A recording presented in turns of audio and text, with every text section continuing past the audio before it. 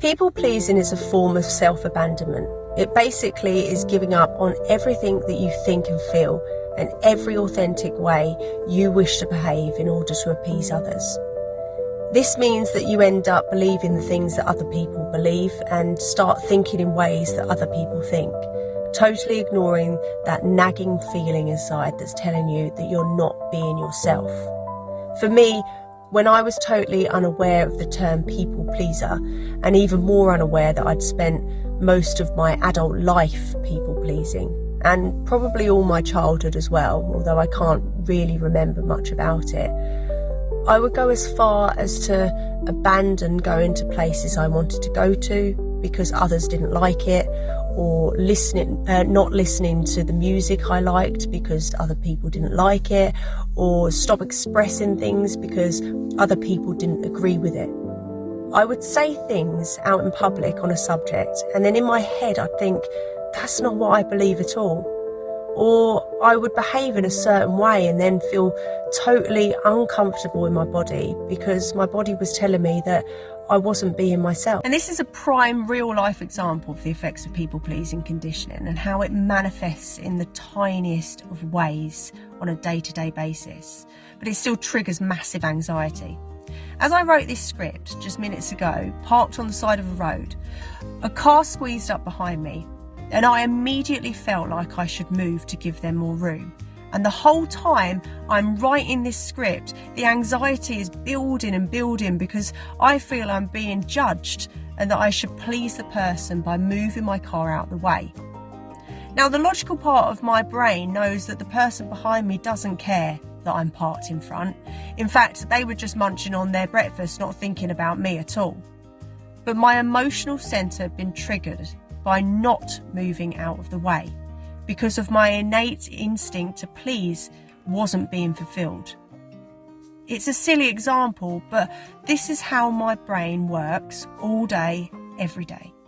Another example is when I'm driving on a dual carriageway and someone moves into the lane behind me. I'm immediately triggered and I can feel anxiety building because I must please, so I need to get myself out of the way immediately, even if it's impossible because I'm overtaken. This intense anxiety often leads to irritability, which then turns into road rage a lot of the time. It's absolutely absurd, but it stems from this innate urgency to put everyone else first.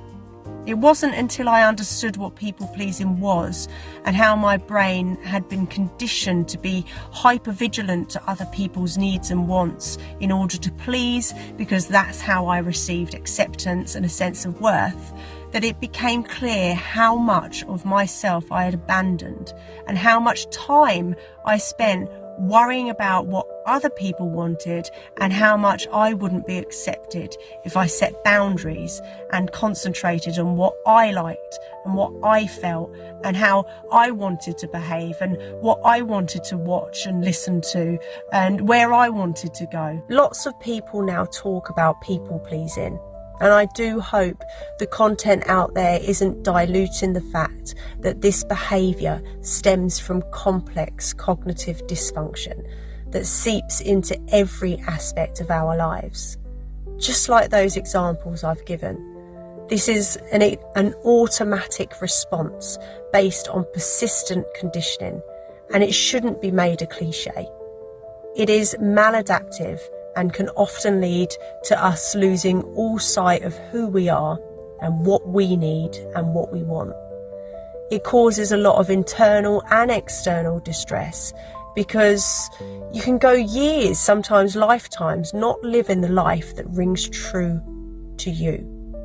This causes not only stress and anxiety, but also a lack of self-identity, confusion, resentment, and loneliness. So how do we adapt our people-pleasing conditioning? Firstly, we need to understand what being a people pleaser looks like for us. How does it manifest in our everyday lives?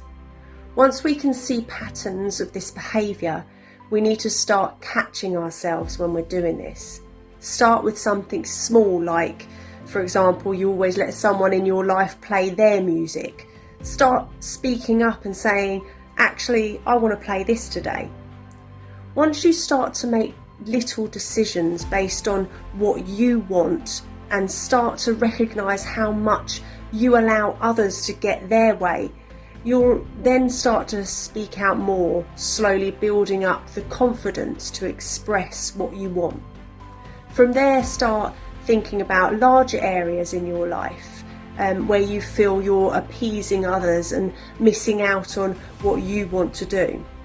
Just be cautious that those around you may not be used to this new person and may need some time to adapt.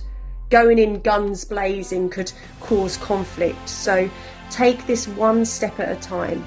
Be honest about what you've abandoned in yourself and why you're taking back some control, and start growing together.